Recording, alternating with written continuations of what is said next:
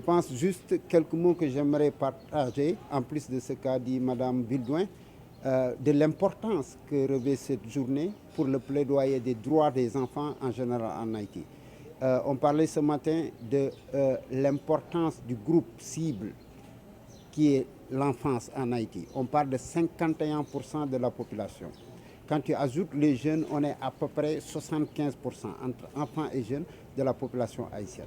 Comment on peut avoir un développement durable, une paix, un espace communautaire sain, sans pour autant prendre en compte cette marge importante de la population qui est les enfants et les jeunes. Alors, UNICEF est derrière le gouvernement haïtien dans beaucoup de secteurs, y compris qui concernent les droits de l'enfant, l'éducation, la protection, la nutrition, la santé, ainsi de suite. Et particulièrement les droits à la protection. Et dans ce cadre, on collabore vraiment beaucoup avec l'IBSR, ministère de l'Action sociale et d'autres ministères aussi, la BPM, ministère de la Justice, ainsi de suite, pour s'assurer que les enfants haïtiens sont protégés. Alors, aujourd'hui, c'est un moment de réflexion important, mais aussi de sensibilisation aux droits de l'enfant.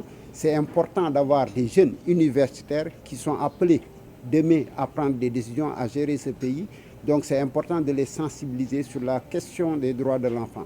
Et je remercie aussi tous les universités qui sont présents ici et qui ont voulu jouer le jeu, et parce que j'ai bien compris qu'ils ont compris l'importance de travailler sur l'enfance, c'est travailler dans le futur. Merci beaucoup, chers journalistes, aussi pour la couverture, parce que je pense que aussi votre voix, votre contribution aiderait aussi à plus de sensibilisation sur la sensibilité des droits de l'enfant. Je vous remercie. Très bonne expérience parce que c'est une immersion dans le domaine de la protection de l'enfance. C'est quand on entendait parler de ça de loin, avec leur rentrée directement dans la prise en charge des enfants vulnérables. Ça, c'est une nouvelle compréhension, c'est une autre compréhension de la situation, de la vulnérabilité des enfants, voir comment on est capable de porter dans une certaine mesure petite pierre pour reconstruction édifice ça que nous avons besoin tout là qui c'est Haïti. Donc oui, ça c'était une très bonne expérience et moi je suis satisfaite. Ça fait m'ému parce que d'abord en tant qu'étudiant, moi étudié psychologie et moi fait rencontre avec un peu de monde.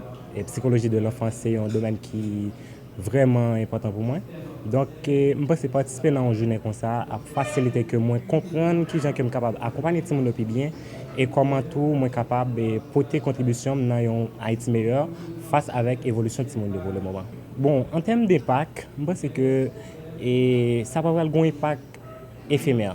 Ça doit avoir un impact à long terme et nous devons réfléchir pour nous comment que nous sommes capables de contribuer ou bien faire tout le monde participer dans le changement de pays. Mais pour nous capables de faire, il faut que nous d'abord ayons une sorte de formation pour nous capables de former, pour nous capables de comprendre et bien comprendre qui ça ressenti, comment que nous capables de porter contribution seulement dans l'évolution du pays. Mais ce n'est pas seulement dans façon que nous sommes capables de rejeter pour dire que l'idée n'est pas bon. L'idée est bon. Donc, c'est une formation comme ça qui va donner une opportunité pour que nous soyons capables de comprendre bien et permettre que nous comprenions qu'ils sont capables de participer dans l'évolution du pays. Et si bon message que m'a fait passer pour les dirigeants, moi je pense que moi quand je dis comme ça, essayer d'intégrer tout le monde plus. Essayer d'éviter faire servir comme appât, mais permettre que contribuer à un changement réel pays que nous avons. Merci. Luc Saint-Pierre, étudiant faculté d'ethnologie et psychologie. 4e année, merci.